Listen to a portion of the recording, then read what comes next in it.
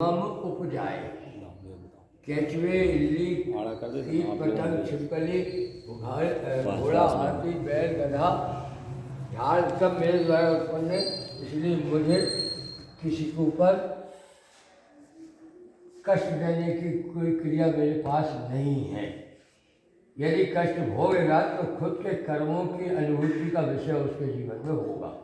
काम, क्रोध, मद, मोह, मत्सर, अहंकार, ईर्ष्या, डाय, दर्प, जलन, इन भावों को जो आदमी अंदर रखता है उससे निश्चित है पाप बनते हैं, उससे पाप बनते हैं। और वो पाप देखने में समझ में नहीं आते, करने में भी बुद्धि में नहीं आते, और छोटे छोटे पाप संकलन हो जाते हैं। उसका फल आदमी को चौथे पाने में भोगना पड़ता है। होता ही नहीं। कुछ पाप ऐसे हैं जो पूर्व जन्म के हैं, जिनको हमने देखा नहीं, स्मरण से भी याद नहीं आ रहे हैं पूर्व जन्म में कि हम क्या थे, हमने किसके साथ क्या किया।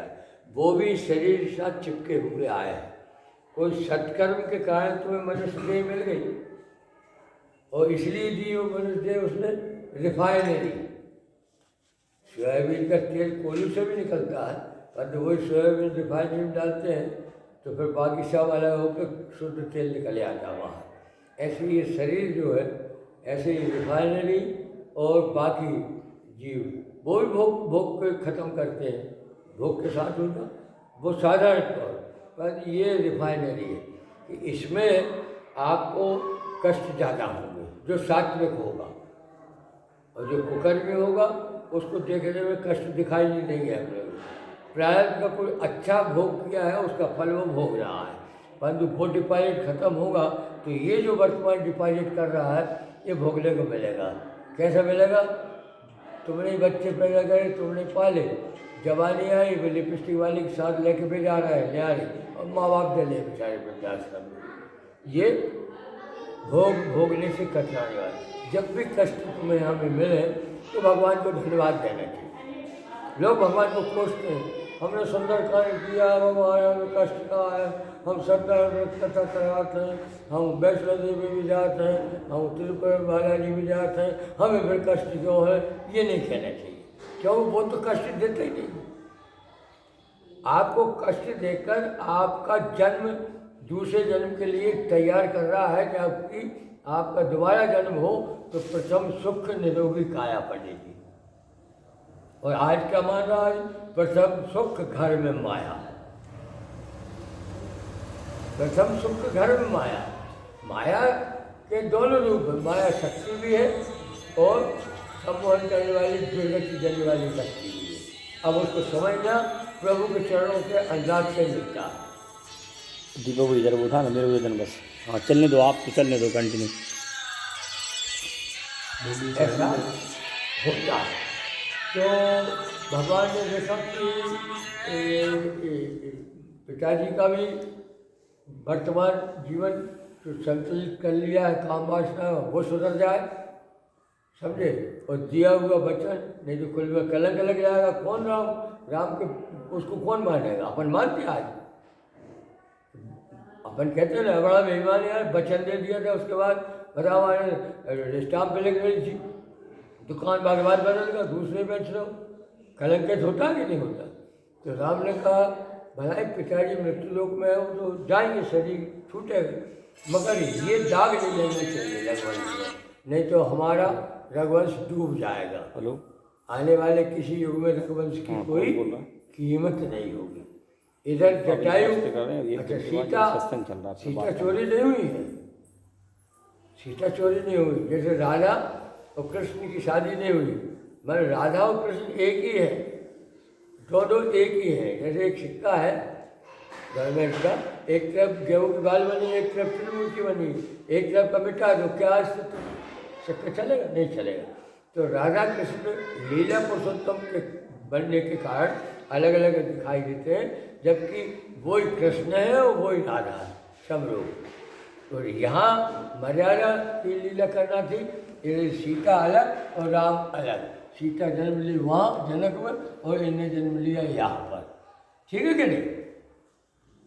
शंकर और पार्वती, शंकर और सती, ये बिलग बिलग अर्धांगिनी के रूप में संसार को बताने के लिए कि स्त्री यदि ऐसी क्रिया करेगी तो उसको क्या मिलेगा, और पुरुष यदि ऐसी क्रिया करेगी तो उसको क्या मिलेगा। सीता जी से कहा राम ने, तुम पावक में करो निवासा, जब तक करो निशाचर नासा। पावक यानी अग्नि, पावक यानी पृथ्वी, पावक यानी स्वयं राम अग्नि स्वरूप है, शीतल भी है अग्नि स्वरूप। तुम अंदर निवास करो, हाँ चाय पी लेना, चाय ठंडी हो चलने दो चाय पी। प्रसंग अच्छा चल। तो भगवान ने इस बात को सिद्ध करने के लिए जानकी से कहा कि तुम पावक में करो निवासा, जब तक करो निशाचर नासा। क्यों राम जान गए थे कि जिनको सजा मिली है सनातन सनत कुमार के द्वारा, वो अकारण मिली है। जैसे आप तीनों आए, यहाँ हम पिंकू को या कोई को सेवक को खड़ा कर देते और कह देते हमारी आज्ञा में मेरा कोई अंदर ना आए, तो तुम कहते अरे भाई यार महाराज जी क्या, तो हम कभी भी कहीं भी जा सकते हैं, घुस जाते हैं, ये वो तू कौन होता है, और क्रोध में आके एक चाटा मार दो उसे, तो उसकी क्या गलती, वो तो ड्यूटी निर्वाह कर रहा है ना मालिक की। तो वो 6 बजे आज्ञा पालन कर दे विष्णु की, उन्हें थोड़ी मालूम था कि बैकुंठ में एकदम से 4 किलोमीटर सिया है। और वे पहुँचे, रोका और श्राप दे दिया, जाओ निशाचर हो तुम, कपटी पापी दो। ये पावर भी भगवान विष्णु ने दिया उन्हें, वो मिथ्या हो नहीं सकता। जब तक भगवान आए तब तक श्राप दे चुके। परंतु गलती हर चीज़ में देखो एक सिद्धांत है, गलती करने के बाद आदमी गलती स्वीकार कर ले तो पाप नहीं लगेगा, बल्कि उसका जैसा के तैसा अस्तित्व बना रहेगा। उन चारों बालखिल ऋषियों ने भगवान से कहा कि हमसे गलती हो गई, क्या अंदर आए, ये क्या गलती हो गई, ये हमने श्राप दे दिया इनको। कहा आपने स्वीकार कर लिया, इसलिए आपका पावर यथावत जैसा के तैसा। और ये सेवक रूप में काम कर रहे थे, सेवा धर्म कर रहे थे, उसमें इनको दंड मिला। और मैंने आदेश किया था, मेरे आदेश का पालन था, तो अब ये भी एक छत्रराज करेंगे, मैं भुगतान दूंगा, मैं भोगूंगा, मैं ही इनको लेने जाऊंगा। और जाओ, पहले 7 जन्मों का श्राप दिया था, फिर अमेंडमेंट किया तो फिर 3 जन्मों का। रावण, हाँ 3। तो भगवान राम इसलिए जंगल के लिए रवाना हुए, समझिए ना बेटा। अब यहाँ क्या है, फिर वही बात है, कुकर्मी या सुकर्मी अधीर यदि होता है तो हाथ में आई हुई खीर नहीं खा पाता। जंगल, ये भगवान का जन्म हुआ था तो रावण को मालूम हो गया था, भाई कागभूषण भरद्वाज कुछ विशिष्ट लोगों को राम जन्म नरदेहधारी में ब्रह्म आया, ये मालूम हो गया था, रावण को भी हो गया था, ज्ञानी था, त्रिकाल दृष्टा था। अंत उसने देखा आ तो गए, कब हमें निवृत्त करेंगे, कब हम इनके पास जाके वही चमड़ ढुराएंगे, कहूँ गिद्धराज के पास तो कहूँ जटायु के पास तो कहूँ शिवजी के पास तो कहूँ केवट के पास, कहीं कहीं कुछ कहीं कुछ। तो वो घबरा गया, उसने सोचा जो ताकत बाप में है भाई मैं तारी में, समझे।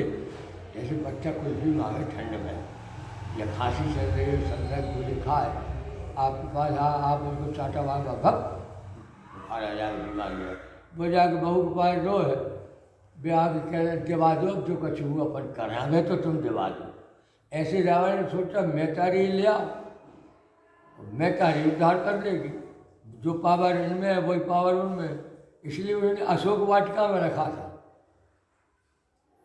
माँ को कि मैं शोक में डूबा हूँ, तुम तो अशोक वाटिका में रहो, मेरा शोक तो निवारण करो। लेडीज गार्ड रखी है, लेडीज गार्ड थी वहाँ पे। हाँ लेडीज गार्ड थी। हाँ, पूरा मतलब खुले में रखने के बाद भी हुआ फिर वही, रावण बहुत व्याकुल हो गया, तो गया और कहा एक बार बिलोक में मोरा, लोक में मोरा नहीं, बिलो, बीच शब्द लगा ना, लोकना यानी देखना, पर बी लोक बिलोक यानी विशिष्ट दृष्टि है तुम्हारे पास, और उस दृष्टि का तुम पाठ कर लोगी तो मेरा उद्धार हो जाएगा। सीता जी ने कही नहीं, जो काम जिसका